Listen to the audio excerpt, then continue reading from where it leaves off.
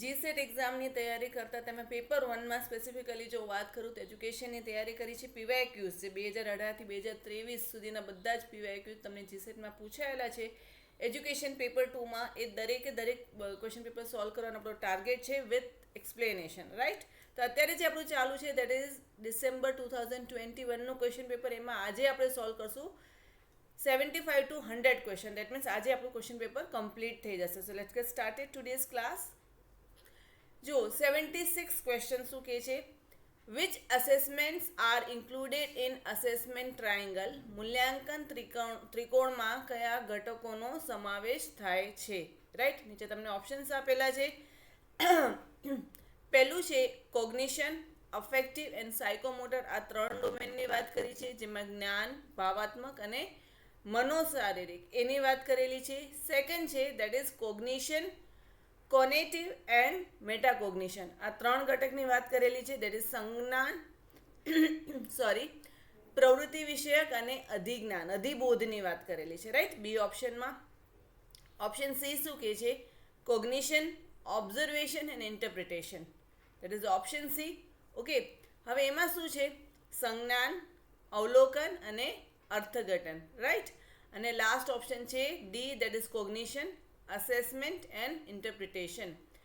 સંજ્ઞાન, આકરણી અને અર્થઘટન. હવે જો આ સિમ્પલ એકદમ ઇઝી ક્વેશ્ચન પૂછેલો છે. ખાલી અસેસમેન્ટ ટ્રાયંગલ તમને ખબર હોય કે અસેસમેન્ટ ટ્રાયંગલમાં કયા 3 ઘટકો છે, રાઈટ. આ પણ હું તમને કહું કે this is factual knowledge base question. આમાં તમને કોઈ વધારે વિચારવાની જરૂર નથી. આ વસ્તુ તમને વાંચેલી હોય તો આ 3 ઘટકો તમને ખબર જ હોય. કયા 3 ઘટકો આવશે? પહેલું આવશે કોગ્નિશન. ઓકે. હવે એનાથી તમારો આન્સરની નજીક નહીં પૂછો, બિકોઝ દરેકમાં કોગ્નિશન આપેલું જ છે. સેકન્ડ શું આવશે? સેકન્ડ આવશે જો કોગ્નિશનમાં શેના બાબતમાં આવે વાતો? નોલેજને રિલેટેડ આવે, રાઈટ. જ્ઞાન અંતર્ગત આવશે વાતો. એના પછી છે ઓબ્ઝર્વેશન, એટલે કે અવલોકન, રાઈટ. તો આ ઓબ્ઝર્વેશન આવશે બીજું ઘટક. અને થર્ડ ઘટક કયું? ત્રીજું ઘટક કયું આવશે? હવે આટલી 2 વસ્તુથી જ તમને આઈ ગેસ તમને આન્સર મળી જશે. Cognition, observation and interpretation. વસ્તુઓનું અર્થઘટન કઈ રીતે કરો છો, બરાબર છે. ઇન્ટરપ્રિટેશન. આ 3 ઘટક શેના છે? અસેસમેન્ટ ટ્રાયંગલના છે. આ વસ્તુ તમારે યાદ રાખવાની છે, રાઈટ. આઈ ગેસ તમે જો આ થિયરી કરી હોય તો તમને આ ખ્યાલ જ હોય. અહીંયા જે સાચો આન્સર થશે that is option C, cognition, observation and interpretation. These are the 3 elements of assessment triangle. મૂલ્યાંકન ત્રિકોણના 3 ઘટકો છે: સંજ્ઞાન, અવલોકન અને અર્થઘટન, right. Now moving towards question number 77. Which is true about holistic rubrics? સર્વગ્રાહી રૂબ્રિક્સના સંદર્ભમાં સાચું શું છે એ તમારે જોવાનું છે. વિચ વન ઇઝ ટ્રુ, એટલે એક સાચું હશે, બાકી 3 ઓપ્શન્સ તમારા અહીંયા ખોટા થઈ જશે. ઓકે. સ્કોરિંગ ઇઝ ફાસ્ટર, ગુણાંકન ઝડપી બને છે. Okay. Second, require less time to achieve, સિદ્ધ કરવામાં ઓછો સમય લે છે, right. Good for summative assessment, સારાંશિત મૂલ્યાંકન માટે સાચું છે. અને લાસ્ટ છે gives formative feedback to the students, વિદ્યાર્થીઓને નિર્માણાત્મક પ્રતિપોષણ આપે છે. જો આ જે છે હોલિસ્ટિક રૂબ્રિક્સ છે ને, એ શું છે? એ ફીડબેક ડિવાઇસ છે.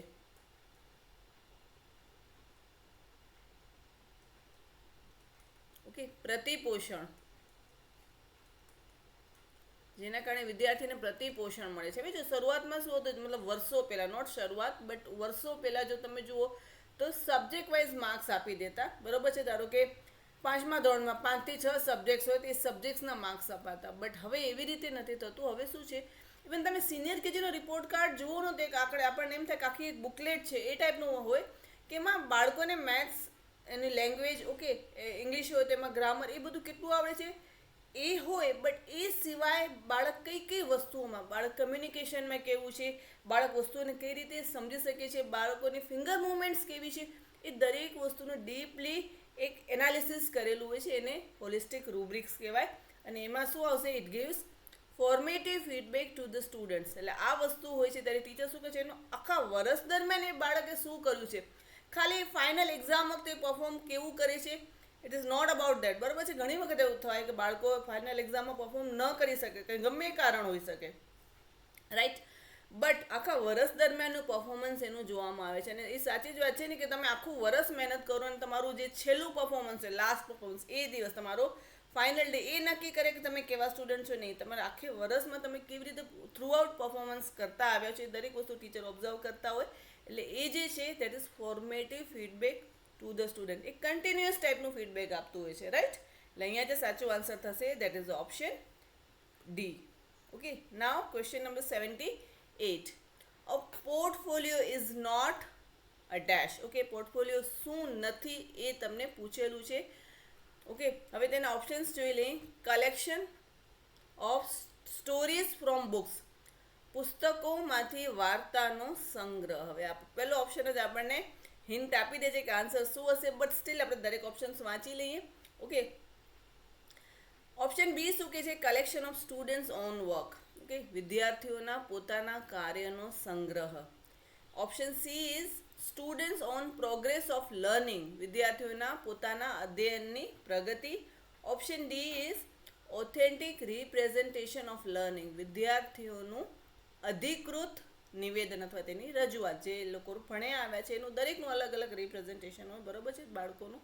તે વસ્તુનું રિપ્રેઝન્ટેશન શેમાં હોય છે? પોર્ટફોલિયોમાં હોય છે. તો જુઓ, હવે જ્યારે પોર્ટફોલિયો તમને વસ્તુ ખબર જ ન હોય તો આ તમને ત્રણ જે છે ઓપ્શન્સ, એ તમને શું છે પોર્ટફોલિયો શું છે સમજવામાં હેલ્પ કરશે. But portfolio is not a collection of stories from the books. આ વસ્તુ નથી. પોર્ટફોલિયોમાં કોઈ વાર્તાનો સંગ્રહ નથી હોતો, બરાબર છે. વિદ્યાર્થીઓ જે કાર્ય કરેલા હોય છે એનો સંગ્રહ છે. એ કાર્ય પરથી વિદ્યાર્થીઓની પ્રગતિ કેટલી થઈ છે એ દર્શાવતું હોય છે, બરાબર છે. બાળકોનું લર્નિંગ રિપ્રેઝન્ટેશન હોય, એક બાળક શું શું કરતો હોય છે દરેક કલેક્શન પોર્ટફોલિયોમાં હોય છે, બટ એમાં કોઈ સ્ટોરીઝ નથી હોતી, રાઈટ. તો અહીંયા જે સાચો આન્સર શું થશે? Option A, right. આપણને શું નથી એ પૂછેલું છે તો અહીં ઓપ્શન એ આવશે. બટ શું છે એ પણ ત્રણ સ્ટેટમેન્ટ તમે ધ્યાનમાં રાખજો, right. Now moving towards 79 question. Critical pedagogy, a teaching approach believes that, વિવેચનાત્મક શિક્ષણ શાસ્ત્રનો અધ્યાપન અભિગમ માને છે કે. ક્રિટિકલ પેડાગોજી અંગે ક્વેશ્ચન પૂછેલો છે, રાઈટ. હવે ઓપ્શન્સ જોઈ લઈ.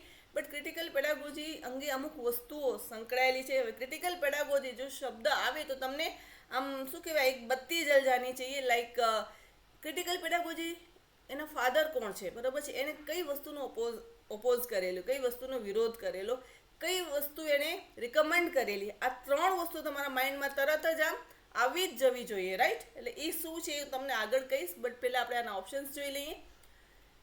The experiences and perception of learners are important. Okay, critical pedagogy શેમાં માને છે એ પૂછેલું છે, બરાબર. પહેલાં બે ક્વેશ્ચન આપણે નેગેટિવમાં કરેલા, શું નથી, બટ હવે અહીંયા શું છે એ તમને ક્વેશ્ચન પૂછેલો છે.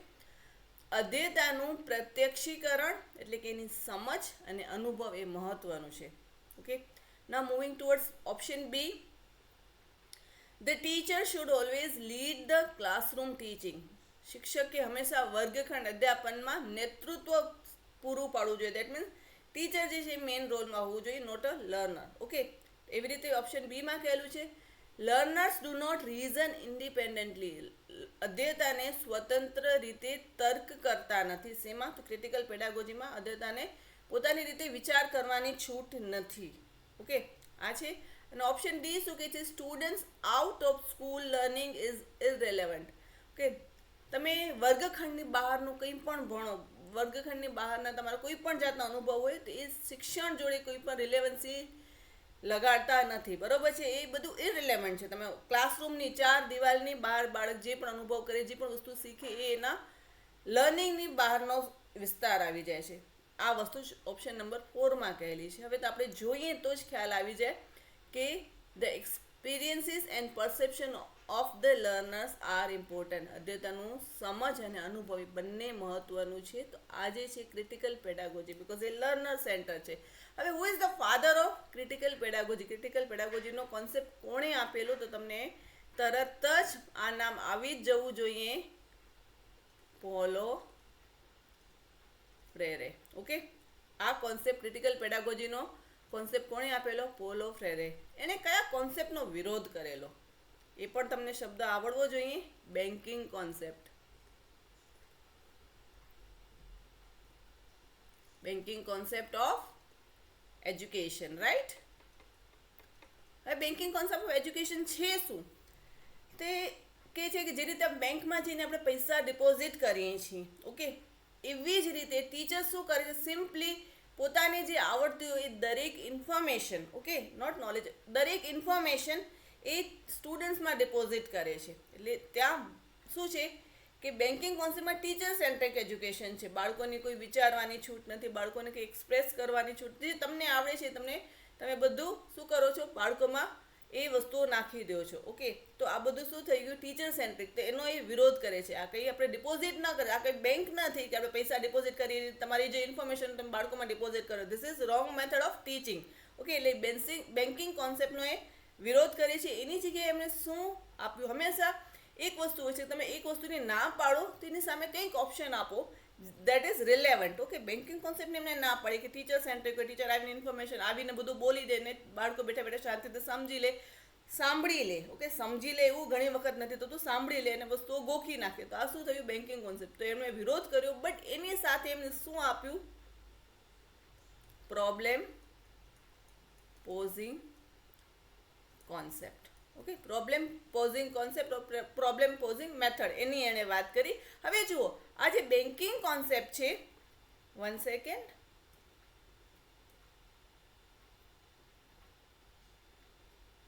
ઓકે. જો બેન્કિંગ કોન્સેપ્ટ છે એ ટીચર સેન્ટ્રિક છે, ઓકે, આ જે છે. અને જે પ્રોબ્લેમ પોઝિંગ છે that is learner centric. Clear, okay. આની વાત કોણે કરેલી, પોલો ફ્રેરોએ કરેલી. આ વસ્તુ એમણે ના પાડેલી, રાઈટ. એટલે હવે આ ક્વેશ્ચન સોલ્વ કરતા તમને આનું પોલો ફ્રેરો કોણ છે એ ખ્યાલ આવી ગયો, બેન્કિંગ કોન્સેપ્ટ શું છે એ ખ્યાલ આવી ગયો, પ્રોબ્લેમ પોઝિંગ. એટલે બાળકોને તમે એમાં પ્રોબ્લેમ્સ આપો, એ પ્રોબ્લેમ એ સોલ્વ કરશે તો એની ક્રિટિકલ થિંકિંગ વધશે, રાઈટ. તો આ વસ્તુ એમણે કહેલી. તો આ એક ક્વેશ્ચન જોડે આપણે કેટલા બધા કોન્સેપ્ટ ક્લિયર કરી લીધા, રાઈટ. હવે પાછા આપણે ક્વેશ્ચન પર આવી જઈએ. તો આ જે ક્વેશ્ચન છે, critical pedagogy, a teaching approach believes that the experiences and perception of learners are important. હવે ડાયરેક્ટલી તમે જુઓ તો આની જોડે તમે રિલેટ કરી શકો, રાઈટ. તો અહીંયા જે સાચો આન્સર થશે that is option A, right. Now moving towards question number 80. Self directed learning aims at, okay, સ્વનિર્દેશિત અધ્યયનનો હેતુ શું છે એ તમને પૂછેલું છે. શેની વાત કરેલી છે, એસડીએલની, સ્વનિર્દેશિત અધ્યયનની વાત કરેલી છે. પહેલો ઓપ્શન છે પ્રમોટિંગ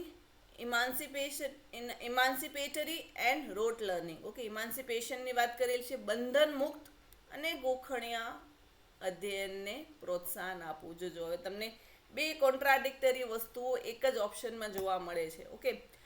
બીજો ઓપ્શન પહેલાં વાંચી લઈએ આપણે, ફોસ્ટરિંગ ટ્રાન્સફોર્મેશનલ લર્નિંગ, પરિવર્તનકારી અધ્યયનને પોષવું, રાઈટ. ના ઓપ્શન સી છે promoting rote and transformational learning, પરિવર્તનકારી અને સાથે સાથે ગોખણીય અધ્યયનને પણ પ્રોત્સાહન આપવું, એ ઓપ્શન સી કે છે. અને ઓપ્શન ડી છે promoting emancipatory and transformational learning, બંધનમુક્ત અને પરિવર્તનકારી અધ્યયનને પ્રોત્સાહન આપવું, ઓકે. હંમેશા હું કહું છું કે જ્યારે પણ તમને એમ લાગે કે ઓપ્શન્સ જે છે એકબીજા સાથે આમ કનેક્ટેડ લાગે ને આમ તમને એમ થાય એક કરતાં વધારે ઓપ્શન મને સાચા લાગે છે, તો સૌથી વધારે જે બેસ્ટ ઓપ્શન હોય એને જ ચૂઝ કરવો, રાઈટ. બિકોઝ એવી રીતે હોય છે કે તમને 3 ઓપ્શન ખોટા ને એક જ ઓપ્શન સાચો હોય એવું ઘણી વખત ન પણ બનતું હોય, તમને ઓપ્શનમાં એવું થાય. તો તમને જે બેસ્ટ ઓપ્શન લાગે એમાં એ જ ચૂઝ કરવાનું. હવે અહીંયા પણ આવું જ થાય છે. જુઓ, પ્રમોટિંગ ઇમાન્સિપેટરી એ વસ્તુ સાચી છે, પણ રોટ લર્નિંગ તો આપણે કોઈ દિવસ એને પ્રોત્સાહન આપીએ જ નહીં. એ પણ વળી સેલ્ફ ડાયરેક્ટેડ લર્નિંગમાં આપણે ઇવન જે ટીચર સેન્ટ્રિક હોય છે એમાં પણ આપણે રોટ લર્નિંગને પ્રમોટ નથી કરતા, રાઈટ. બટ અહીંયા જે છે, જો આ એક સાચી છે ને આ એક ખોટું છે, એટલે આ તો ડાયરેક્ટલી નીકળી જ જશે. એટલે આમાં તો કોઈ વિચારવા જેવી વસ્તુ છે જ નહીં, રાઈટ. ઓપ્શન બી છે ફોસ્ટરિંગ ટ્રાન્સફોર્મેશનલ લર્નિંગ, પરિવર્તનકારી અધ્યયનને પોષવું. આ મને આમ લાગે છે કે નહીં આ સાચું હોઈ શકે. આને આપણે પાછળ ફરીથી વિચારશું બીજા ઓપ્શન જોઈને. એટલે આને એક બાકી રાખી. ઓપ્શન સી જુઓ, promoting rote and transformational learning. Okay, પરિવર્તનકારી અને ગોખણીય અધ્યયનને પ્રોત્સાહન આપો. ગોખણીયાની વાત આવી, રોટ લર્નિંગને એટલે તરત જ આ વસ્તુ એલિમિનેટ થઈ જશે, પછી એની જોડે શું ઓપ્શન છે જોવાની જરૂર જ નથી. ઓકે, એટલે એક તમને નેગેટિવ આપી દીધું છે. હવે જુઓ ઓપ્શન બી અને ઓપ્શન ડીમાં જોઈએ તો ફોસ્ટરિંગ ટ્રાન્સફોર્મેશનલ લર્નિંગ. આ મને સાચું લાગે છે કે આપણે પરિવર્તનકારી અધ્યયનને આપણે પોષતા હોઈએ તો એ સારી વસ્તુ કહેવાય સેલ્ફ ડાયરેક્ટેડ લર્નિંગમાં. બટ ઓપ્શન ડી જુઓ, promoting emancipatory and transformational learning, એક બંધનમુક્ત અને પરિવર્તનકારી અધ્યયનને પ્રોત્સાહન આપો. તો હવે આ બે જોઈએ તો મને this looks more appropriate. Okay, આ વધારે યોગ્ય લાગે છે બિકોઝ આમાં ઇમાન્સિપેટરી એન્ડ ટ્રાન્સફોર્મેશનલ બંને આવી ગયા, જ્યારે આમાં ખાલી ટ્રાન્સફોર્મેશનલ આવે છે. રાઈટ, એટલે આ ટાઈપના ઓપ્શન આવે ત્યારે હંમેશા બેસ્ટ ઓપ્શનને ચૂઝ કરવો. રાઈટ, તો અહીંયા જે સાચું થશે that is option D. Okay, now question number 81. In which city the main office of InflibNet is there? InflibNetનું મુખ્ય કાર્યાલય કયા શહેરમાં છે? હવે આ વસ્તુ આપણી માટે એકદમ આમ કહીએ ને ઇઝીએસ્ટ ક્વેશ્ચન થઈ ગયું. ઇવન આપણે લખીએ છીએ કે આવી બધી જે લાઇબ્રેરીઝ છે એનો મેઇન સેન્ટર, મેઇન હેડક્વાર્ટર જે આપણે કહીએ ગુજરાતમાં આવેલું છે. હવે કયું છે? બિકોઝ તમને બધા ગુજરાતના નહીં, બધા ગુજરાતના ઓપ્શન્સ નથી. બે ગુજરાતના છે, બાકી આઉટ ઓફ ગુજરાત છે. ગાંધીનગર છે, નવી દિલ્હી છે, અમદાવાદ છે અને અજમેર છે. બહુ જ ઇઝીએસ્ટ ક્વેશ્ચન છે. ઇનફેક્ટ આ વસ્તુ ઇન્ફ્લિબનેટની મેં વિઝિટ પણ કરેલી છે. બહુ સરસ છે, બહુ વેલ મેન્ટેન છે. ઓકે, તમારે પણ ક્યારે કોલેજ તરફથી આ ટાઈપની વિઝિટ થાય તો જરૂરથી જજો, જોવા જેવી છે. ઓકે, અને અહીંયા જે સાચો આન્સર થશે that is option A. Right, હવે એની સ્થાપના કયા યરમાં થઈ આ વસ્તુ તમને ખબર હોવી જોઈએ. કયા યરમાં થઈ? 1996માં. ઓકે, હવે આનું ફૂલ ફોર્મ શું છે? The information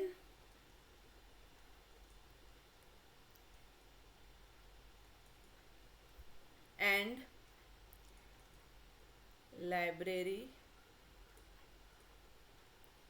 network. Okay, information and library network આનું ફૂલ ફોર્મ છે. રાઈટ, અને એની સ્થાપના ક્યારે થઈ? 1996માં. ઓકે, હવે આટલી જે ઇન્ફોર્મેશન છે સાથે નોટ ડાઉન કરી લેજો. એ સિવાય પણ ક્યારે પણ જે આ ટાઈપની જે ગવર્મેન્ટ ઓર્ગેનાઇઝેશન છે એની મેઇન વેબસાઇટ છે, એનું વેબ પેજ, એનું જે છે હોમ પેજ, એ વિઝિટ કરવાની ટ્રાય કરવી. એટલે એમાં તમને એ સિવાય પણ ઘણી બધી ઇન્ફોર્મેશન મળી ગઈ છે. જુઓ, હવે ઇન્ફ્લિબનેટનું તમને મુખ્ય કાર્યાલય તમને પૂછ્યું છે તો ઇટ ઇઝ નોટ કમ્પલસરી કે નેક્સ્ટ યર પાછું તમને ફરીને આ જ ક્વેશ્ચન રિપીટ કરે. બટ દેર આર ચાન્સીસ કે ઇન્ફ્લિબનેટને લગતો બીજા એ લોકો ક્વેશ્ચન અહીંયાથી એ લોકો પૂછી શકે છે. તો આપણે ઇન્ફ્લિબનેટ વિશે જે બેસિક ઇન્ફોર્મેશન છે, રાઈટ, એના વિશે આપણો આખો નિબંધ તૈયાર નથી કરવાનો. બટ યસ, એની સ્થાપના, એનું હેડક્વાર્ટર, ઓકે, જોડે બીજી કોઈ સંસ્થા સંકળાયેલી હોય તે દરેક વસ્તુ આપણી જોવાની ફરજ થાય છે બિકોઝ આપણને એક્ઝામ ક્રેક કરવી છે. Right, now moving towards question number 82. Which online repository was launched by MHRD NCERT in India? ભારતમાં MHRD અને NCERT દ્વારા કઈ ઓનલાઈન રિપોઝિટરી શરૂ કરવામાં આવી? ઓપ્શન્સ છે મૂક, ઇન્ફ્લિબનેટ, એરિક એન્ડ NROER. ઓકે, હવે શેની વાત છે? MHRD અને NCERT દ્વારા શરૂ કરવામાં આવી છે ઓનલાઈન રિપોઝિટરી. તો એ કઈ છે? ઓકે, તો એ છે NROER. આ ઓપ્શન તમારો સાચો ડી થશે. હવે એની જોડે પણ બીજી એક ઇન્ફોર્મેશન છે તમારે જાણવી ખૂબ જ જરૂરી છે. એનું ફૂલ ફોર્મ શું છે? Okay, the national repository of open educational resources NROER. હવે ક્યારે લોન્ચ થઈ? 13 ઓગસ્ટ 2013માં. રાઈટ, ન્યૂ દિલ્હીમાં એનું હેડક્વાર્ટર છે. રાઈટ, તો આની જોડે એટલી ઇન્ફોર્મેશન તમે નોટ ડાઉન કરી લેજો. એટલે તમે મે બી નેક્સ્ટ સાયકલમાં તમને આ ટાઈપનો ક્વેશ્ચન આવે તો તમે ત્યાં તમારું સોલ્વ થઈ જાય. Now 83 question. In which of the following models steps of formative and summative evolution are mention? નીચેનામાંથી કયા પ્રતિમાનમાં નિર્માણાત્મક એટલે કે ફોર્મેટિવ અને સારાંશિત એટલે કે સમેટિવ મૂલ્યાંકનનો ઉલ્લેખ કરવામાં આવ્યો છે? નીચે તમને 4 મોડેલ્સ આપેલા છે. અશ્યોરનું મોડેલ છે, ADDIE મોડેલ છે, પછી DNN એનું મોડેલ છે, અને લાસ્ટ ઓપ્શન છે દેટ ઇઝ ડિક એન્ડ કેરી એનું મોડેલ છે. બહુ ઇઝી ક્વેશ્ચન છે. જો આને ફેક્ચ્યુઅલ નોલેજ બેઝ ક્વેશ્ચન કહેવાય. આ વસ્તુ આપણને ખબર હોવી જોઈએ જ્યારે આ મોડેલ્સ આપણે જોતા હોઈએ ત્યારે જ. ઓકે, તો અહીંયા સાચો આન્સર શું થશે? That is option D, Dick and કેરીનું મોડેલ છે. એમાં શું છે કે તમે આખું મોડેલ જ્યારે તમે સમજાવો છો એમાં આવે છે, બરોબર છે, કે એમાં તમે વસ્તુઓ સમજાવો, પછી બાળકને ખબર ન પડે, તમે કન્ટિન્યુઅસ બેઝ પર એનું ઇવોલ્યુશન કરતા હો છો, એટલે બાળકને ખબર ન પડે તો તમને ત્યાં ને ત્યાં ખ્યાલ આવી જાય, એટલે ફરીથી તમે એને વસ્તુઓ સમજાવો, અને એ રીતે કરતાં કરતાં આ બધું છેલ્લે ફોર્મેટિવ અસેસમેન્ટમાં એના મૂલ્યાંકનમાં પહોંચે છે, રાઈટ. એટલે અહીંયા કન્ટિન્યુઅસ બેઝિસ પર પણ ચાલુ હોય છે અને ફાઇનલી સમેટિવમાં પણ, એટલે કે સારાંશિત મૂલ્યાંકન પણ થાય છે. ઓકે, એટલે ડીકે એન્ડ કેરીમાં આ ટાઈપની વસ્તુની સગવડ છે, એટલે અહીંયા જે સાચો આન્સર હશે that is option D. Now question number 84, students and teacher are connected online always in. Okay, શબ્દો જોજો, શેની વાત કરી છે? Online always. ઓકે, હંમેશા ઓનલાઈન કનેક્ટ રહેતા હોય. કઈ ટાઈપનું લર્નિંગ છે? Blended learning, asynchronous learning, synchronous learning, okay, and e learning. Okay, તો હવે જો બ્લેન્ડેડ એટલે કે બ્લેન્ડ કરેલું હોય, તેમાં તો ઓનલાઈન ઓફલાઈન બંને આવી જાય. તો હવે અહીંયા તો શું છે? ઓનલાઈન ઓલવેઝની વાત, હંમેશા ઓનલાઈન માધ્યમથી જ એ લોકો કનેક્ટ હોય, તો અહીંયા બ્લેન્ડેડ તો નહીં આવે. ઓકે, એટલે અહીંયા આપણે આને ક્રોસ કરી દઈએ. હવે એ સિન્ક્રોનોમસ લર્નિંગ શું છે? હવે આ વસ્તુ પેપર 1માં પણ આવે છે, ત્યારે ક્વેશ્ચન સોલ્વ કરતા મેં બાળકોની ઇઝી એક ટ્રીક કહેલી કે એ સિન્ક્રોનોમસમાં એ છે એટલે યાદ રાખો કે બેમાંથી, ટીચર અને સ્ટુડન્ટની વાત છે, તો બેમાંથી એક જે છે એ એબસેન્ટ હોય એક ટાઈમ, એ પરથી એબસેન્ટ યાદ રાખવું. એટલે કે બંને ઓનલાઈન માધ્યમ પર ઓલવેઝ જોડાયેલા ન હોય. અત્યારે હું જો ક્લાસ રેકોર્ડ કરતી હું તો અત્યારે તમે ન જોતા, પછી જ્યારે તમે જોશો ત્યારે હું તમારી સામે એ ટાઈમે નહીં હોઉં, બરાબર છે, મેં ક્લાસ ઓલરેડી રેકોર્ડ કરી લીધો છે. બટ લાઈવ ક્લાસમાં શું થાય? જો તમે લાઈવમાં જોડાયેલા હો તો પછી તમે પાછળથી રેકોર્ડિંગ જોતા હો તો અગેન એ સિન્ક્રોનોમસ થઈ જાય. બટ લાઈવમાં જ્યારે તમે ટીચર જોડે કનેક્ટેડ હો ત્યારે એ શું થાય? ઓનલાઈન ઓલવેઝ થઈ જાય, રાઈટ. હવે આ એસિન્ક્રોનોમસ તો એમાં તો નથી હોતું, બિકોઝ એમાં શું થાય કે ટીચર રેકોર્ડ કરી લે અને પછી બાળકો એની સગવડે જોતા હોય, તો એ પણ હંમેશા ઓનલાઈન નથી રહેતું, રાઈટ.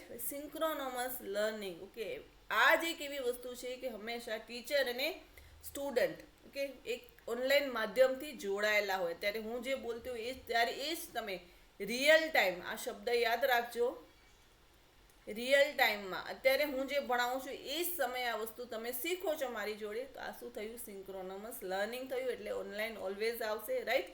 ઈ લર્નિંગ એ પણ ના આવે, રાઈટ. તો અહીંયા સાચો આન્સર શું થશે? That is option C, right. Now question number 85, which of the following is not the objective of e-inclusion? Which of the following is one of the objective of e-inclusion? જો મેં not વાંચ્યું હોય તો sorry. Which of the following is one of the objective of e-inclusion? નીચેનામાંથી ઈ સમાવેશનના હેતુનો કયો એક હેતુ છે? કોની વાત કરેલી છે? ઈ સમાવેશન. ઓકે, ઈ ઇન્ક્લુઝનની વાત કરી છે. Inclusion means what? દરેકને તમે ઇન્ક્લુડ કરી લો, રાઈટ. એટલે એને ઇન્ક્લુઝન કહેવાય છે. તમે કોઈને એક્સક્લુડ, કોઈને તમે બહાર ન રાખી શકો, રાઈટ. ગમે એ ટાઈપના વિદ્યાર્થીઓ હોય, એની કોઈ પણ ફિઝિકલ ડિસેબિલિટી હોય, કંઈ પણ વસ્તુ હોય, તો એને દરેકને તમે એક જ એક એરિયામાં તમે એને ઇન્ક્લુડ કરતા હો. દરેક જણ એક જ એમાં માધ્યમમાં જોડાયેલા હોય, એક જ માધ્યમથી જોડાયેલા હોય. ઓપ્શન્સ જોઈ લઈએ. Two make only disable person illiterate. Okay, illiterate, ફક્ત સક્ષમતા ધરાવતી વ્યક્તિઓને ઈ સાક્ષર બનાવવા. ડિસેબલ અને અહીંયા સક્ષમતાને એકચ્યુઅલી અસક્ષમ હોવું જોઈએ, રાઈટ. But it's okay. ચલો હવે એટલે આ ઓપ્શન તો પહેલું નહીં આવે, ખાલી અહીંયા ઓનલીની વાત આવી ગઈ. હવે ઇન્ક્લુઝનમાં ઓનલી નથી હોતું, દરેકને આપણે ઇન્ક્લુડ કરતા હોઈએ છીએ, એટલે આ વસ્તુ નહીં આવે.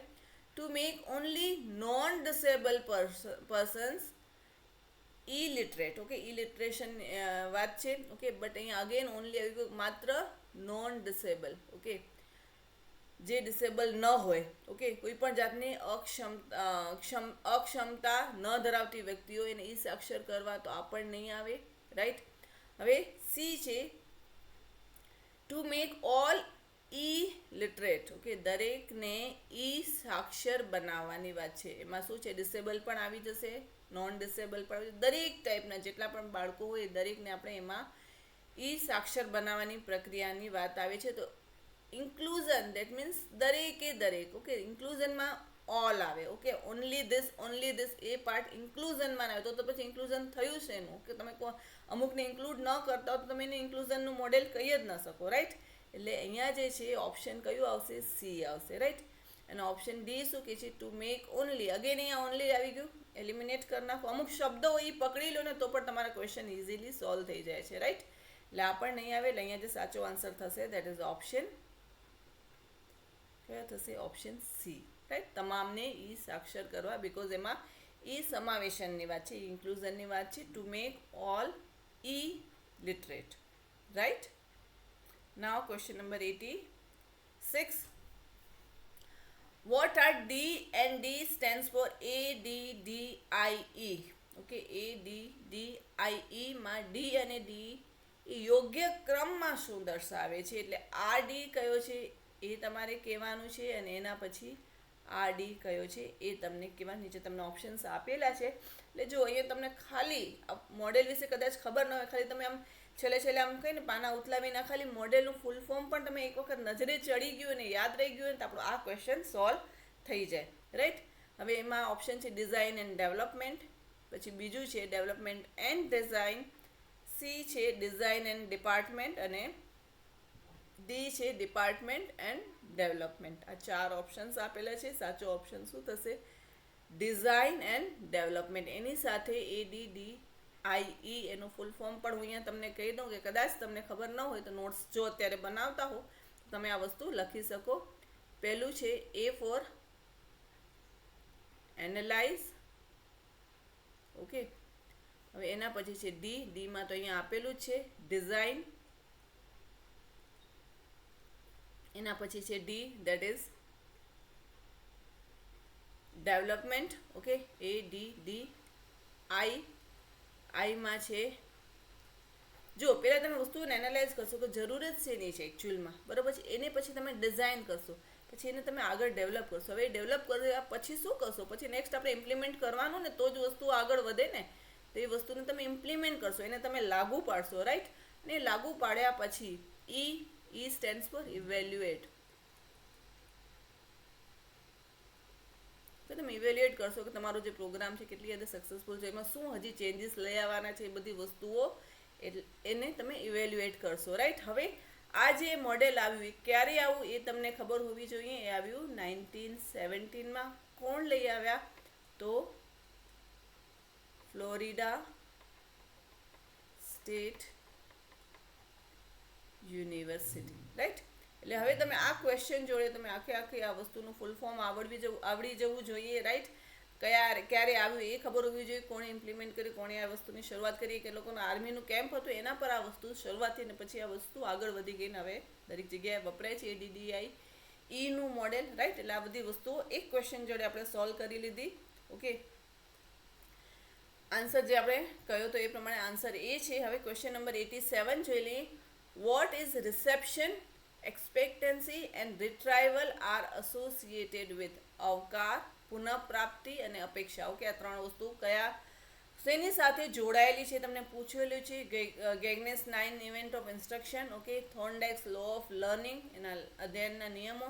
કન્સ્ટ્રક્ટિવિસ્ટ થિયરી ઓફ લર્નિંગ, અધ્યયનનો રચનાવાદી સિદ્ધાંત, અને બિહેવિયરિસ્ટિક થિયરી ઓફ લર્નિંગ, અધ્યયનનો વર્તનવાદી સિદ્ધાંત. એની વાત છે.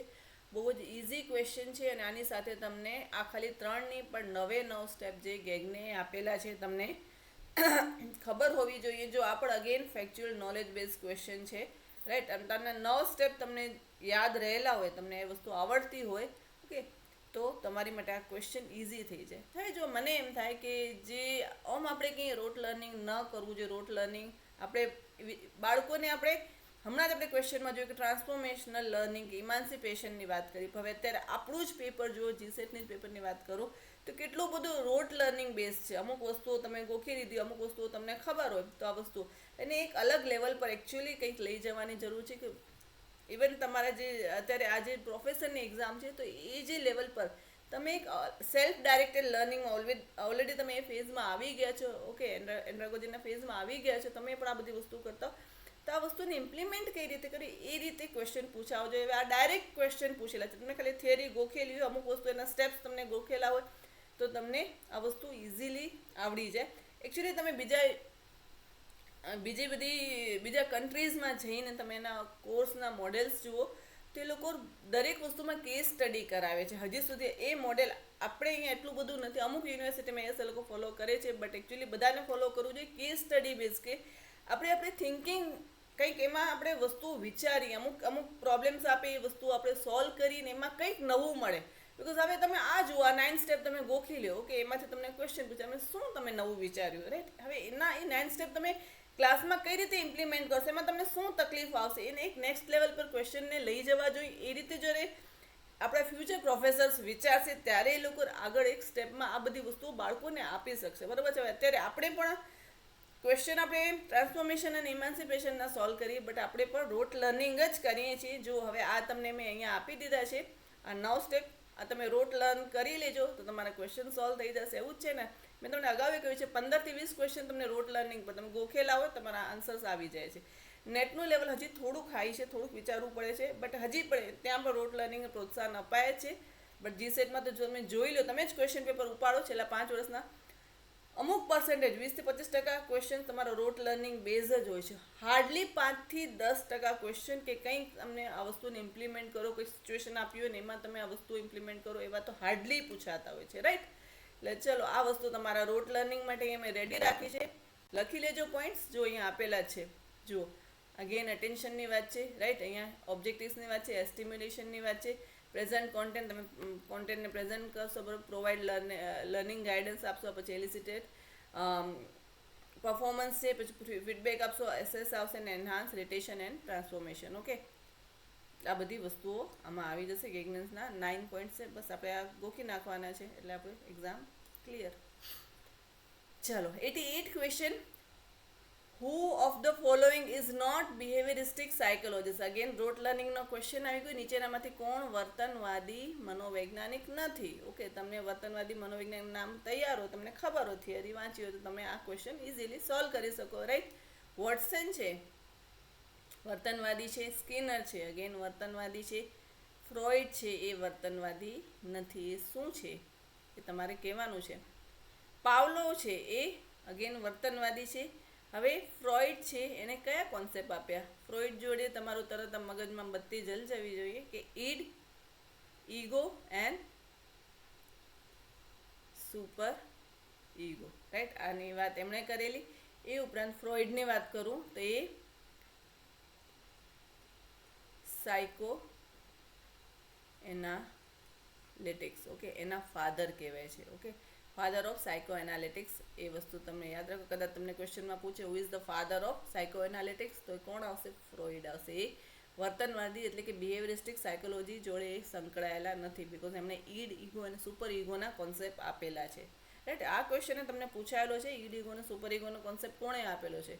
બહુ જ ઇઝી ક્વેશ્ચન છે. ઓકે, હવે ક્વેશ્ચન નંબર 89. ઓકે, યસ, આનો સાચો આન્સર જે આપણે ડિસ્કસ કર્યો એ સી થશે, રાઈટ? હવે ક્વેશ્ચન નંબર 89 જોઈ લઈએ. Which type of conditioning organism gives external responses? કયા પ્રકારના અભિસંધાનમાં પ્રાણી બાહ્ય પ્રતિચાર આપે છે? ઓકે, તો એમાં તમને આપેલું છે ઓપ્શન્સ: રિવર્સ કન્ડિશનિંગ, ઉલટા ક્રમનો અભિસંધાન, ક્લાસિકલ કન્ડિશનિંગ, શાસ્ત્રીય અભિસંધાન, કારક એટલે કે ઓપરેન્ટ કન્ડિશનિંગ, અને પેરેલલ કન્ડિશનિંગ એટલે સમાંતર અભિસંધાન. તો અહીંયા જે સાચો આન્સર શું થશે? એક્સટર્નલ રિસ્પોન્સીસ, બાહ્ય પ્રતિચાર શેમાં મળે છે? કારક અભિસંધાનમાં. ઓપરેન્ટ કન્ડિશનિંગ કોણે આપેલું છે એ પણ તમને ખબર હોવી જોઈએ, કારક અભિસંધાનનો નિયમ કે સ્કિનર, રાઈટ? હવે એની જોડે બે વસ્તુ બીજી યાદ રાખજો: રીએન્ફોર્સમેન્ટ અને પનિશમેન્ટ. ઓકે, એ જ બાહ્ય પ્રતિચાર આવી જશે, રાઈટ? એટલે એના પરથી બાળક આગળ કામ કરવા માટે પ્રેરાય. રીઇન્ફોર્સ કરશો તે પોઝિટિવ થશે, પનિશમેન્ટ આપશો તે નેગેટિવ થશે. તે બાહ્ય પ્રતિચાર થઈ ગયા, રાઈટ? હવે આને આર કન્ડિશનિંગ પણ કહેવાય છે. અહીંયા લખી દઉં એટલે તમને ખ્યાલ આવે. ઓકે, અને જે ક્લાસિકલ કન્ડિશનિંગ છે એને એસ કન્ડિશનિંગ તરીકે પણ ઓળખાય છે, બરાબર છે? તો આ વસ્તુ છે કારક અભિસંધાન, એની જોડે આ વસ્તુઓ છે, ઇન્ફોર્મેશન છે, એ યાદ રાખી લેજો, રાઈટ? નાવ ક્વેશ્ચન નંબર 90. આનો સી આન્સર થશે. Which of the following is false? નીચેનામાંથી શું ખોટું છે તમારે કહેવાનું છે. 3 ઇન્ફોર્મેશન સાચી હશે, 1 ખોટી હશે. જોઈ લઈએ ચારે ચાર option. Data are always obtain from information. જો હવે મેં તમને અગાઉ જ્યારે પેપર 1નું જ્યારે 2023માં એક્ઝામ હતી બાળકોની ત્યારે ઓકે ત્યારે પણ મેં કહેલું કે જ્યારે એક્સ્ટ્રીમ ઓપ્શન્સ હોય okay only this always this જે એક્સ્ટ્રીમ હોય પોઝિટિવમાં એક્સ્ટ્રીમ હોય નેગેટિવમાં પણ એક્સ્ટ્રીમ હોય એ મેજરલી ઓકે મેજરલી 99.99% એ વસ્તુ એલિમિનેટ થઈ જ જાય ઓકે બટ એક વખત તમારે થોડુંક તમારી પણ અહીંયા ક્રિટિકલ થિંકિંગ અપ્લાય કરીને એક વખત જોઈ લેવું નહીં કે મેં ઓલવેઝ કીધું છે ઓલવેઝ કરો ચોકડી મારો એવું નહીં એક વખત વિચારી લેવું બટ દેર આર કેસીસ કે જે એક્સ્ટ્રીમ કેસીસ હોય એમાં આ વસ્તુ ઓલવેઝ હોય કે માત્ર આ જ ઓકે આ નહીં ઓનલી આ મતલબ ખાલી આ જ એક વસ્તુ તો એ બધી વસ્તુઓ નીકળી જતી હોય છે આન્સરમાં એ તમારા થઈ જતું હોય છે જો અહીંયા આપેલું છે data are always obtain from information data જે છે એ માત્ર ને માત્ર માહિતીમાંથી જ મેળવવામાં આવે છે નહીં એ વસ્તુ તો ખોટી છે ઇન્ફોર્મેશન આપણે રિટર્ન ફોર્મમાં મળે બટ આપણે ઓબ્ઝર્વેશનથી પણ આપણે કેટલો બધો ડેટા મેળવીએ છીએ રાઈટ આપણે ડેટા કલેક્શન માટે ઘણી વખત આપણે ક્લાસ ઓબ્ઝર્વેશન પણ એ ટૂલ યુઝ કરીએ છીએ તેમાં ઇન્ફોર્મેશન ક્યાં આવે તમે ઓબ્ઝર્વેશન કરો છો રાઈટ એટલે આમાં જે always obtain from information yes ઇન્ફોર્મેશનમાંથી ડેટા મળે છે but information is not the only thing એ સિવાય બીજું ઘણું બધું છે જ્યાંથી તમને ડેટા મળી શકે છે એટલે આ જે વસ્તુ તમને ખોટું છે તો આ આન્સર તમારો સાચો થશે તમારો અહીંયા આન્સર શું આવશે ઓપ્શન એ આવશે બીજા જે છે સાચા આવશે right information is obtain from process data okay એમાંથી તમને માહિતી મળે છે data are raw material for information yes એ જે તમને પ્રદત્ત મળે છે કાચી માહિતી છે રો નંબર્સ છે એને તમે સ્ટેટિસ્ટિકલ ફોર્મ્યુલા લગાડીને એનું કંઈક એમાંથી તમે મિનિંગ કાઢો છો રાઈટ પર્સન્ટેજ લો તમે એનોવા લો બીજી બધી કોરિલેશન બેનું કેટલું છે એ તમે જુઓ ઓકે આરની ફોર્મ્યુલા એ બધું લગાડો તો તમને કંઈક ઇન્ફોર્મેશન મળશે બાકી તમે ખાલી નંબર્સ હશે તેનાથી તમને ખ્યાલ નહીં આવે right data is systematic presentation of raw material that can be processed two gate information yes આ વસ્તુ પણ સાચી છે એટલે બી સી ડી તો સાચા જ છે એ જે છે એ તમારો આન્સર થશે because data are always obtain from information no data can be also obtain from information એ પણ એક ટૂલ છે ત્યાંથી તમે ડેટા મળે પણ એ સિવાય બીજા ઘણા બધા ટૂલ્સ છે ઓકે તો આટલી આપણે તમે લિમિટ ના લઈ આવી શકો એટલે અહીંયા જે સાચો ઓપ્શન થશે that is option A right now question number 91 Which of the following are correct matching names for management theory and their author? Okay, management theory અને એના લેખકનું નામ again factual knowledge base question છે okay scientific management theory કોણે આપેલી છે તો Frederick ટાયલરે આપેલી છે યસ એ વસ્તુ સાચી છે એડમિનિસ્ટ્રેટિવ મેનેજમેન્ટ થિયરી અલ્ટન માયોએ આપેલી છે નહીં ભાઈ એમણે નથી આપેલી ઓકે અહીંયા આ ખોટું છે right bureaucratic theory of management Max વેબરે આપેલી યસ ઓફકોર્સ આ વસ્તુ સાચી છે બિહેવિયરલ મેનેજમેન્ટ થિયરી હેનરી ફોયલે આપેલી નહીં ભાઈ આ પણ ખોટું છે રાઈટ એટલે અહીંયા જે 1 અને 3 સાચા છે 1 અને 3 સાચા છે 2 and 4 આર રોંગ ઓકે એટલે અહીંયા આપણો આન્સર 3 થશે પણ આપણે અહીંયાથી અટકવાનું નથી હજી હું તમને આગળ ઇન્ફોર્મેશન આપી દઉં બિહેવિયરલ મેનેજમેન્ટ થિયરી ઓકે કોણે આપેલી એ આપેલી અલ્ટન માયોએ ઓકે રાઈટ અને એડમિનિસ્ટ્રેટિવ મેનેજમેન્ટ થિયરી કોણે આપેલી એ આપેલી હેનરી ફોયલે રાઈટ એટલે આ રીતે તમને લોકોએ ટ્વિસ્ટ કરીને આપ્યું છે રાઈટ એટલે તમને આ વસ્તુ ધ્યાનમાં રાખજો કે કઈ થિયરી કોણે આપી છે અહીંયાથી તમને 4 થિયરી અને એના 4 ઓથર વિશે ઇન્ફોર્મેશન મળી ને અત્યારે આપણો જે ક્વેશ્ચન છે એનો સાચો આન્સર શું થશે that is option C right okay હવે આપણે ક્વેશ્ચન નંબર આવશે 92 એ જોઈ લઈએ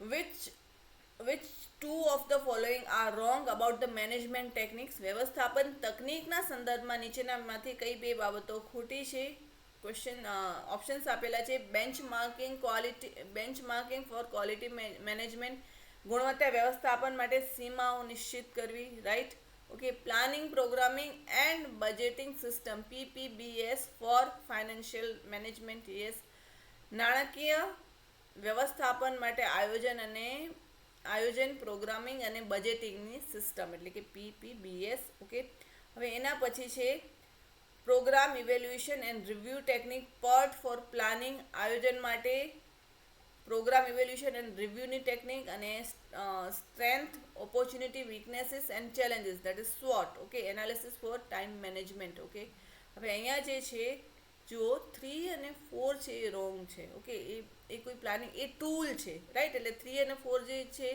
પર્ટ અને શોર્ટ એ ટૂલ છે, રાઈટ. ત્યાં ચેલેન્જીસ પણ છે, થ્રેડ પણ વપરાય છે. ઓકે, એટલે ઇટ્સ ઓકે, આ વસ્તુ તો હોય જ છે, બટ આ બંને ટૂલ છે, રાઈટ. કોઈ ટેકનિક નથી. આ જે છે એ બંને સાચા આવશે. એટલે 1 and 2 કરેક્ટ આવશે. ક્યાં છે 1 અને 2? આ બંને સાચા છે અને આ જે છે એ રોંગ છે. એટલે અહીંયા જે સાચો ઓપ્શન થશે that is option C, right. Okay, હવે જોઈ લઈએ question number 93. Which one of the following is false about transformational leaders? પરિવર્તનશીલ નેતાઓને બાબતે નીચેનામાંથી શું ખોટું છે? ફોલ્સ પૂછેલું છે. ખોટાને તમારે ધ્યાનમાં લેવાનું છે. 3 વસ્તુ સાચી હશે, 3 ઓપ્શન સાચા હશે, એક ખોટો હશે. તમારે એ વસ્તુ સિલેક્ટ કરવાની છે, right. Arouse information in their followers which motivate the followers to act. Okay, તેના અનુયાયીઓના સંવેગો, અંદરની એની સંવેદનાઓને જાગૃત કરે છે, એમના ઇમોશન્સને જાગૃત કરશે અને અનુયાયીઓને કાર્ય માટે પ્રેરિત કરશે. કેની વાત છે? પરિવર્તનશીલ નેતા, જે પરિવર્તન લઈ આવે. તો ઓફકોર્સ આપણે અંદરથી આપણને એકદમ આમ કહીએ ને, આપણી અંદર આમ હોય કે વસ્તુઓને મોટિવેટ કરી દે, આ વસ્તુ આપણે કરવી જ છે. તો એ કોણ કરે? ટ્રાન્સફોર્મેશનલ લીડર કરે. તો આ તો સાચું છે. ઓકે, એટલે આપણા આન્સરમાં તો ખોટું પૂછેલું છે, એટલે આ આન્સર નહીં થાય, રાઈટ. હવે નેક્સ્ટ ઓપ્શન જોઈએ. Work within the organisational culture as it exist. સ્થાપિત સંગઠનાત્મક સંસ્કૃતિની મર્યાદામાં કામ કરે છે. નહીં, એ તો એકદમ આમ કે કુવામાં દેડકા જેવું વાતાવરણ થઈ ગયું. અને એ જે ટ્રાન્સફોર્મેશનલ લીડર હોય એ લોકો તો ઓલવેઝ એની બાઉન્ડ્રીઝ બ્રેક કરીને બધું આમ એક સાઈડ મૂકીને કંઈક નવું કરવા માટે, કંઈક આમ ચેન્જીસ લઈ આવવા માટે, જે રીતે બીબાઢાળ પ્રવૃત્તિઓ છે એ રીતે જ કરે તો એને ટ્રાન્સફોર્મેશનલ લીડર ન કહેવાય, તો મેનેજર થઈ ગયો. ઓકે, પણ જે ટ્રાન્સફોર્મ કરી નાખે, આખું વસ્તુનું પરિવર્તન કરી નાખે, એને તમે આમ ઓર્ગેનાઇઝેશનલ જે કલ્ચર હોય એનું એને એ રીતેમાં જ અંદર ને અંદર કામ કર્યા રાખે એની વસ્તુઓ, તો આ ના આવે. ઓકે, એટલે આપણા આન્સર શું થશે? આ જે છે એ આપણો આન્સર થશે, રાઈટ. હવે આપણે સી અને ડી જોઈએ. Is proactive and forms new expectation in followers. સક્રિય રહે છે અને અનુયાયીઓમાં નવી અપેક્ષાઓ જગાડે છે. યસ, આ એનું એક લક્ષણ છે. અને પોઝેસીસ ગુડ વિઝન, એની વિઝન સારી હોય છે, એકદમ હાઈએસ્ટ લેવલની વિઝન હોય છે, એકદમ વિઝનરી હોય છે. Okay, management skill to develop strong emotional bonds with the followers. Okay, આપણે ગાંધીજીને યાદ કરીએ તો એના વિઝન કેવા હતા, બરોબર છે. કોઈ પણ જાતની હિંસા વગર એમને એક વિઝન સેવ્યું હતું કે નહીં, આપણે દેશને આઝાદ કરાવવો છે, બરોબર છે. એટલે આ બધી વસ્તુઓ જે છે એક ટ્રાન્સફોર્મેશનલ લીડરની એક શું કહેવાય એની ખાસિયત છે, બટ આ નથી. ઓકે, તો આપણો સાચો આન્સર જે થશે that is option B. Okay, now question number 94. પછી તમારા ક્વેશ્ચન પેપરનો સ્ક્રીનશોટ લીધો છે. કદાચ જો થોડુંક તમને લાઇટ દેખાય તો હું વાંચી જાઉં છું એટલે તમને ખ્યાલ આવી જ જશે. ઇનફેક્ટ ગુજરાતીમાં તો ઓકે છે, ઇંગ્લિશમાં થોડુંક આમ લાઇટ છે, બટ જો કદાચ તમને પ્રોબ્લેમ થાય તો તમે એકદમ આમ કહીને રેઝોલ્યુશન વધારી થોડુંક ઝૂમ કરી અને જોજો તો દેખાઈ જશે. અદરવાઇઝ ક્વેશ્ચન પેપર તમે ડાઉનલોડ કરીને પણ જોઈ શકો છો. બટ એનીવેઝ હું ક્વેશ્ચન વાંચી જાઉં છું તમારી માટે. Which of the following is assumed by theory X of leadership? નેતૃત્વના સિદ્ધાંત એક્સ દ્વારા નીચેનામાંથી કઈ ધારણા કરવામાં આવે છે? ધારણા કરવામાં આવે છે. ઓકે, અઝ્યુમ એટલે ધારણા. ઓકે, હવે ઓપ્શન્સ જોઈ લઈએ. One should place confidence in one's subordinates. વ્યક્તિએ તેના તાબાની વ્યક્તિઓ એટલે સબોર્ડિનેટ એની નીચે જે કામ કરતા એના પર વિશ્વાસ મૂકવો જોઈએ. ઓપ્શન બી છે subordinates need to be dictated what they are suppose to do. તાબેદારોને સૂચના આપવી જોઈએ કે લોકોને આગળ શું કામ કરવું છે. Okay, people are self motivated. લોકો સ્વયં પ્રેરિત હોય છે. અને ઓપ્શન ડી છે that is one should give responsibilities to one's subordinate. વ્યક્તિએ તેના તાબેદાર એટલે કે એની નીચે જે કાર્ય કરતા હોય એને જવાબદારીઓ સોંપવી જોઈએ. હવે થિયરી એક્સ છે શું? થિયરી એક્સ એટલે એવા લોકોની વાત છે, ઓકે, કે જે એના બીબાઢાળ પ્રવૃત્તિઓ જે વસ્તુ એમાં જ ખુશ હોય, બરાબર છે. એને મહિનાનો સેલરીનો ચેક મળી જાય તો એ ખુશ હોય. એના એ લોકો કોઈ દિવસ વિચારે નહીં કે હું એવું શું કરી નાખીશ કે જેનાથી હું આગળ વધી જાઉં. ઓકે, એ નહીં. એ લોકોને આમ તમે કયો ચિઠ્ઠીના ચાકર જેને આપણે કહેતા હોઈએ ને, આ વસ્તુ કર તો આજ બસ એટલું જ થશે, એનાથી એક સ્ટેપ એ આગળ નહીં કરે. તો એ બધા થિયરી એક્સના સિદ્ધાંતમાં આવે છે. ઓકે, હવે આ થિયરી કોણે આપી છે? ડોગલસ મેકગ્રેગરે આપી છે. ઓકે, આ પણ ધ્યાન રાખજો. ઓકે, થિયરી એક્સનો સિદ્ધાંત આણે આપેલો છે. અને આ બધા ચીઠીના ચાકર ટાઈપ જે વસ્તુઓ એ થિયરી એક્સમાં આવશે. તો એમાં શું આવશે, જે તમારા સબોર્ડિનેટ મતલબ તમારી નીચે જે તમારા તાબેદારો જે કામ કરતા હોય એ લોકોને તમને સતત ડિક્ટેટ કરવું પડશે કે એ લોકોને શું કરવું. અધરવાઇઝ એ કોઈ દિવસ સેલ્ફ મોટિવેટેડ નહીં હોય. એ લોકોને એમ કોઈ દિવસ નહીં થાય. એ લોકોને આખો દિવસ કંઈ કામ નહીં આપો, તે આવશે એના મસ્ટરમાં સાઇન કરશે, 5-6 કલાક તમારો જે ઓફિસનો ટાઈમ છે એટલો સમય બેસશે અને જતા રહેશે. એ લોકોને બિલકુલ એવી ઈચ્છા, અપેક્ષાઓ, આકાંક્ષાઓ નથી હોતી કે લાઈફમાં એ કંઈક આમ આઉટ ઓફ ધ બોક્સ કરી નાખે ને કંઈક એવું કરી નાખે કે જેથી પોતાના પર પ્રાઉડ ફીલ થાય, કંઈક એવું કરે. એ થિયરી એક્સમાં નથી આવતો. રાઈટ, ડોગલસ મેકગ્રેગરે આ વસ્તુ આપેલી. સેલ્ફ મોટિવેટેડ લોકો નથી હોતા, એની માટેની આ થિયરી છે. એટલે અહીંયા જે ઓપ્શન જે છે આપણને બી છે એ સાચો થશે. Right, okay. Now question number 95. Which one of the following is wrong about managers and leaders?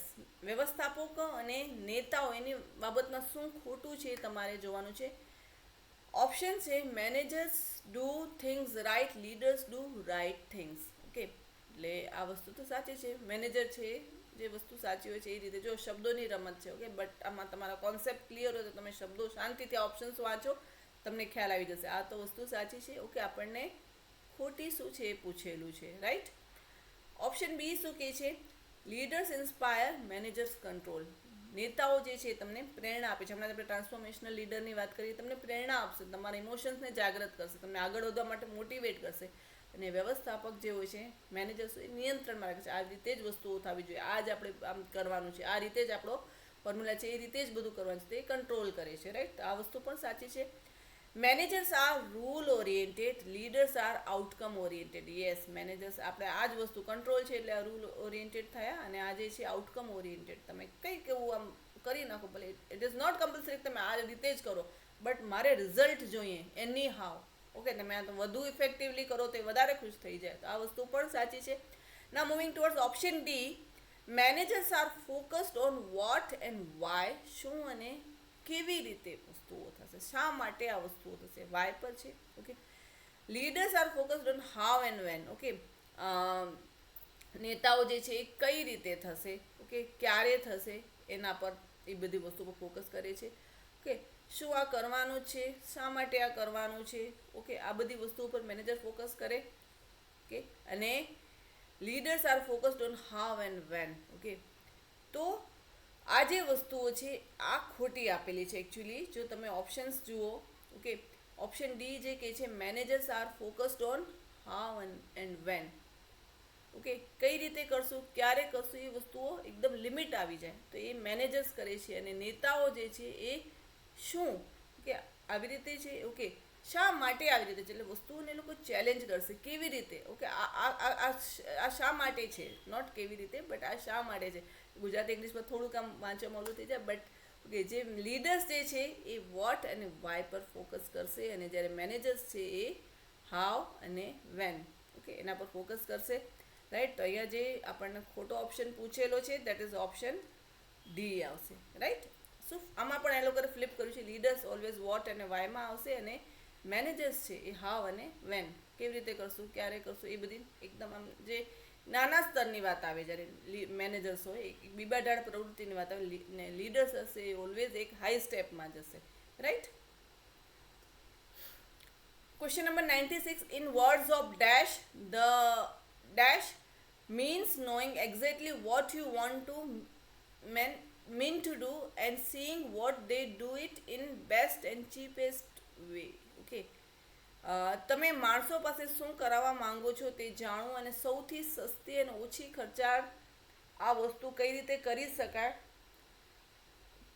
કે ન કરી શકાય. બરાબર છે, મતલબ ઇન શોર્ટ ક્વેશ્ચન જોઈએ તો સૌથી ચીપેસ્ટ વેમાં તમે કઈ રીતે વસ્તુઓ કરી શકશો, એ કઈ તમને થિયરી એ કહેલું છે, કઈ મેનેજમેન્ટ થિયરી એ કહેલું છે. ઓકે, તો હેનરી ફોયલની મેનેજમેન્ટ થિયરી એ કહ્યું છે. ડબલ્યુ ટાયર જેની સાયન્ટિફિક મેનેજમેન્ટ થિયરી એણે કહેલું છે. હોર્નાલ્ડ કુન્સની છે એડમિનિસ્ટ્રેટિવ મેનેજમેન્ટની થિયરી છે. ઓકે, એણે કહેલું છે કે ડબલ્યુ ટેલર, ઓકે, એની જે થિયરી છે મેનેજમેન્ટ એટલે કે વ્યવસ્થાપનની થિયરી છે. એકચ્યુઅલી અહીંયા ખાલી મેનેજમેન્ટ આપ્યું છે, એક આખી થિયરીના નામ તમને અહીંયા ખબર હોવી જોઈએ, ચારે ચારના. ઓકે, હવે જો સૌથી બેસ્ટ અને ચીપેસ્ટ વેમાં વસ્તુઓ કઈ રીતે કરશો એ સાયન્ટિફિક મેનેજમેન્ટની થિયરીમાં વાત કરેલી છે. ડબલ્યુ ટાયલરે કહેલું છે. આપણે આમ કહીએ ને વસ્તુઓને આપણે એનાલાઇઝ કરીએ, આમ છે એના કરતાં આપણે આમ કરીએ તો આપણી કંપનીમાં આટલી વસ્તુઓનો, આટલી ઓર્ગેનાઇઝેશનનો બચાવ થશે. ઓકે, તો આ બધી વસ્તુઓ શું છે, એક તમારે એક થિંકિંગ માંગી લે છે. હવે તમે સ્કૂલમાં પણ જુઓ કે એ લોકો જે ચાર્ટ પેપર ને બધી વસ્તુઓનો ઉપયોગ કરે, એકદમ નાના લેવલની વાત કરું કે મોસ્ટલી બધા ટીચર્સે આ વસ્તુ ફેસ કરી હશે, બિકોઝ એજ્યુકેશન ફિલ્ડમાં છો તો તમે ક્યાંક ને ક્યાંક ટીચિંગમાં જોડાયેલા જ હશો. ઓકે, તો એ લોકો ચાર્ટ પેપર આપીને બધી વસ્તુ નહીં, બાળકો જોડે મેક્સિમમ એ વસ્તુઓ, એ જે તમને રિસોર્સિસને મેક્સિમમ યુઝ કરાવે છે. ઓકે, રીયુઝ પણ કરતા હોય છે. તો વસ્તુઓને બેસ્ટ અને ચીપેસ્ટ વેમાં કઈ રીતે, આ તો એક નાનકડું ઉદાહરણ, તો તમે મોટા પાયે જુઓ તો પણ એ વસ્તુઓ થતી હોય છે ઇમ્પ્લિમેન્ટ. એટલે આ શેમાં આવે, એક સાયન્ટિફિક મેનેજમેન્ટમાં આવે, રાઈટ. એટલે ડબલ્યુ ટાયરે કહેલી છે કે ઓપ્શન બી આવશે. Which part in quality management is the critical part? ગુણવત્તા વ્યવસ્થાપનનો કયો ભાગ સૌથી કટોકટી એટલે કે નાજુક છે, કટોકટી ભર્યો છે? પ્રોસેસ થિંકિંગ, પ્રક્રિયા અંગે વિચાર, પછી કામગીરીનું માપન, that is performance measurement, customers view, ગ્રાહકોની દ્રષ્ટિએ એના વિચારો કયા છે એ જાણવા, કે સિસ્ટમેટિક અપ્રોચ, પદ્ધતિબદ્ધ અભિગમ. ઓકે, સિસ્ટમેટિક એટલે કે એકદમ આમ સિસ્ટમ, એની જે સિસ્ટમેટિક વેમાં એ વસ્તુઓને અભિગમ લઈ આવો. ઓકે, તો શું છે અહીંયા જે સાચો આન્સર શું થશે? Critical part, systematic approach. જો દરેક વસ્તુ એને પણ જો તમે એ વસ્તુઓ સિસ્ટમેટિક રીતે, ઓકે, એ તમારું પ્લાનિંગ જબરજસ્ત હશે, આમ કરશું તેમ કરશું. સિમ્પલ એક વસ્તુ જોઈ લો કે જીસેટની તૈયારી, તમને એક્ઝામ ક્લિયર કરવી છે, રાઈટ. તમે શરૂઆત કરો, ઓકે, તમે એમ આવી રીતે કરીશું, આ ક્લાસ જોઈન કરીશું, આવી રીતે ક્વેશ્ચન પેપર સોલ્વ કરીશું, દિવસમાં આટલી કલાક વાંચીશ, આ બધું તમારું શરૂઆતનો સ્ટેજ થઈ ગયો, રાઈટ. પછી તમે એ વસ્તુને ઇમ્પ્લિમેન્ટ કઈ રીતે કરશો, બધું પ્લાનિંગ જબરદસ્ત કરી લીધું, બધું કર્યું, બટ તમે એ વસ્તુનો સિસ્ટમેટિક અપ્રોચ જ જો નહીં લઈ આવો, રાઈટ, તમે એમ નહીં નક્કી કરો કે દિવસના આટલા કલાક મારે વાંચવાનું જ છે, બિકોઝ જીસેટ સિવાય બીજું ઘણું બધું તમે કરતા હો, રાઈટ. તો બટ જીસેટ માટે આટલો સમય હું ફાળવીશ, તો એ કન્ટિન્યુઅસ વેમાં ફાળવીશ તો મને વસ્તુઓ મારી માટે ઇઝી થઈ જશે. તો તમારું શું છે, આ સિસ્ટમેટિક અપ્રોચ છે. ઘણા છોકરાઓ છેલ્લે એક્ઝામની તૈયારી બહુ જ કરીને કે આખો આખો દિવસ તૈયારી કરે, બટ એ લોકોને આઉટકમ નથી મળતું, રાઈટ. તો which part in quality management is the critical part? તમારું પ્લાનિંગ શું છે, બધું બરોબર છે, બરોબર છે, એ બધી વસ્તુ એક સાઈડ પર ગઈ, બટ એ તમે વસ્તુઓ એને એ સિસ્ટમેટિકલી એ અપ્રોચ તમારો છે કે નહીં. પ્લાનિંગ એક કરશો પછી તમે એનો ફોલો નહીં કરીએ, આ બધી વસ્તુઓ જનરલી થતી હોય છે. આપણે દરેક વસ્તુનું કંઈક ને કંઈક પ્લાનિંગ કરીએ, પણ એ વસ્તુઓને આપણે ફોલો નથી કરતા સિસ્ટમેટિક રીતે. ઓકે, તો આ બધી વસ્તુઓ નડે છે. ઓકે, તો મેઇન જે ક્રિટિકલ પાર્ટ શું છે, તમે જે વસ્તુનું પ્લાનિંગ કરો એને સિસ્ટમેટિક રીતે અપ્લાય કરો, તો જ તમને સક્સેસ મળશે, તો જ તમને યોગ્ય આઉટકમ જે તમે વિચાર્યા છે એ તમને મળશે, અદરવાઇઝ નહીં મળે. ઓકે, બિકોઝ પ્લાનિંગ તો હર કોઈ વ્યક્તિ કરી લે છે, બટ એને સિસ્ટમેટિકલી ઇમ્પ્લિમેન્ટ કેટલા કરે છે એ જ આગળ લાઈફમાં વધતા હોય છે, રાઈટ. તો અહીંયા જે સાચો આન્સર થશે that is option D, right. 98 question જોઈ લે. Which of the following option is correct regarding quality assurance and quality control? કે ગુણવત્તાની ખાતરી અને ગુણવત્તાના નિયંત્રણમાં નીચેનામાંથી કયો વિકલ્પ સાચો છે તમારે જોવાનો છે, રાઈટ. હવે આમાં છે quality control is integral part of quality assurance. Quality control છે ક્વોલિટી અશ્યોરન્સનો અભિન્ન ભાગ છે. બીજું છે quality assurance is integral part of quality control. Quality બરાબર છે, એનો અભિન્ન ભાગ છે.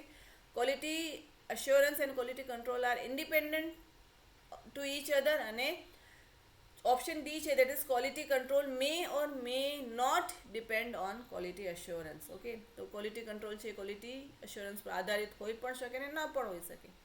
હવે જો સિમ્પલ એક ઉદાહરણથી હું તમને સમજાવું કે તમે કોઈ પણ એક પ્રોડક્ટ યુઝ કરતા હો, સવારે ઉઠો ને તમે બ્રશ કરો તો સૌથી પહેલું આપણે પેસ્ટ યુઝ કરતા હોઈએ છીએ. હવે તમે જુઓ કોઈ પણ તમે એક્સ બ્રાન્ડ તમે યુઝ કરતા હશો, બરાબર છે, એની તમે ક્વોલિટી જુઓ, કોઈ ચેન્જીસ આવે છે? એક જ ટાઈપનું તમે મોઢામાં પેસ્ટ નાખો તમને ખ્યાલ આવી જશે કે આ કઈ બ્રાન્ડની પેસ્ટ છે, રાઈટ.